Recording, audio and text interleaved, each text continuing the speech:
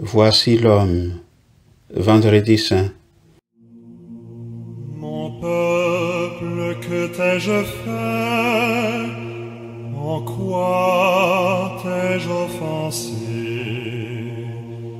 De l'esclavage d'Égypte, moi je t'ai tiré. Mais toi, tu prépares une croix pour ton Rédempteur. Voici l'homme. Vendredi saint.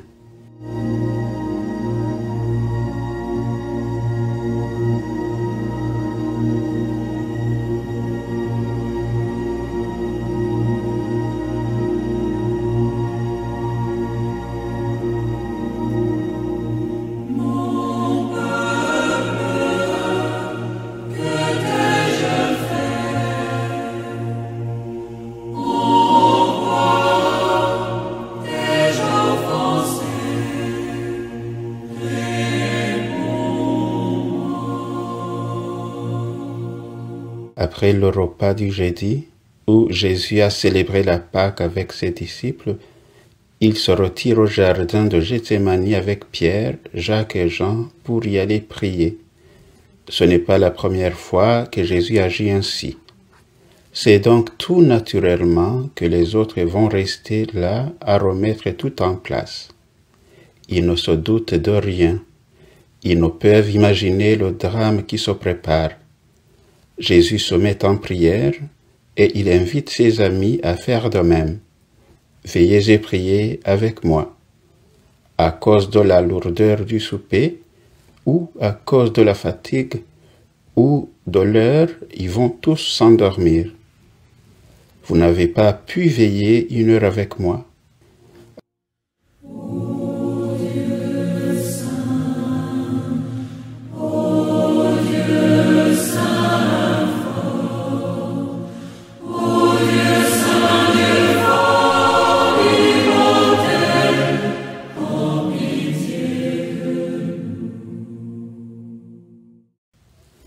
Arrive l'autre disciple, celui qui avait quitté avant la fin du repas. Il n'arrive pas seul. Il est accompagné de gardes et de soldats. Il s'approche de Jésus et l'embrasse. « C'est par un baiser que tu me livres ?» Les autres s'énervent.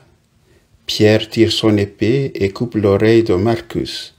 « Remets ton épée au fourreau. » Ils sont trop nombreux et la violence n'engendre que la violence. Nous connaissons la suite. Jésus est arrêté. Rapidement, il est jugé par Pilate, puis par Hérode. Il sera flagellé, couronné d'épines, chargé de la croix, crucifié, et il mourra au grand désespoir de tous. Tout est fini, tout est consommé.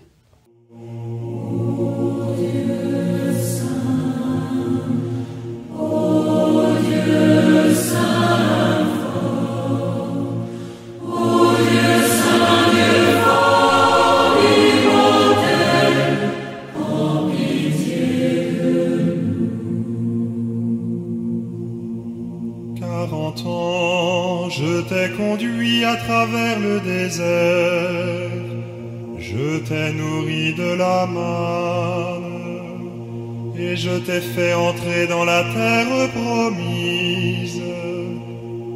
Mais toi, tu prépares une croix pour ton Rédempteur.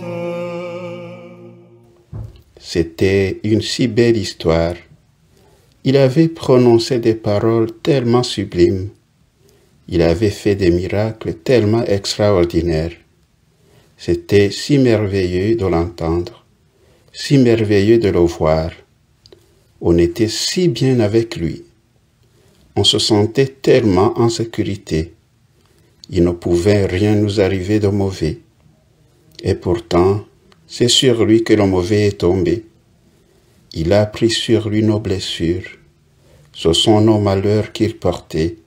Ce sont nos souffrances qu'il subissait.